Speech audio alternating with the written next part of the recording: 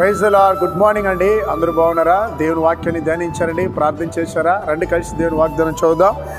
కీర్తనలో 52వ కీర్తన మొదటి వచనం. సూర్యుడా, చేసిన కీడును బట్టి నీవు ఎందుకు అతిశయపడుచున్నావు? దేవుని కృప నిత్యం ఉండును. ప్రియులారా, ఈ లోకములో ఏది నిరంతరం ఉండదండి, దేవుని కృప మాత్రమే నిరంతరం ఉంటుంది. చాలామంది అనుకుంటారండి వాళ్ళ యొక్క బిల్డింగ్ని బట్టి అతిశయపడుతూ ఉంటారు. అది నిరంతరం నీతో ఉండదు. ఇప్పుడు అలా ఉండొచ్చు, స్థితి రేపు మారిపోవచ్చు. కొంతమంది వారికి ఉన్న అందాన్ని బట్టి అతిశయపడుతూ ఉంటారు. చాలామంది చూసాం, అందము ఒక గడ్డిలాగా కరిగిపోతుంది, వాడిపోతుంది. కానీ దేవుని కృప నిరంతరం ఉంటుంది. చాలామంది వారికి ఉన్న బలాన్ని బట్టి అతిశయపడుతూ ఉంటారండి. కానీ ఈరోజు నువ్వు బలవంతులుగా ఉండొచ్చు, ఒకరోజు నువ్వు అనారోగ్యానికి పాలు కావచ్చు, కానీ నిరంతరం ఉండేది దేవుని కృప. ఉదయకాలన వాగ్దాన ప్రియ తండ్రి, ప్రియ తల్లి, ప్రియ తమ్ముడా, ప్రియ చెల్లి, వినండి.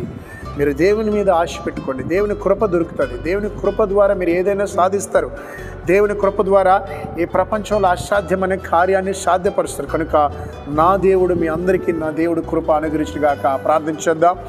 మహాగణుడా, పరిశుద్ధుడా, ఉదయకాల వాగ్దానం ఉన్న బిడ్డల మీద నీ కృప మెండుగా దిగునుగాక. అయా, ఎండ దెబ్బల నుంచి ఉన్న ప్రతి ఒక్క రైతుల్ని, ప్రతి ఒక్క కూలి పనిచేసే బిడ్డల్ని కాపాడినాయన. మా దేశంలో, రాష్ట్రంలో శాంతియుత వాతావరణం దయచండి. ఎంతోమంది అనారోగ్యంతో ఉన్నారని వారందరినీ స్వస్థపరిచినని, ఎంతోమంది ఆకలితో అలమటిస్తున్నారు, వారికి సహాయం చేయమని, నేడు పుట్టినరోజు వివాహం దినం జరుపుకున్న బిడ్డలు దీవించమని యేసు నామములో ప్రార్థిస్తున్నాం తండ్రి. ఆమేన్.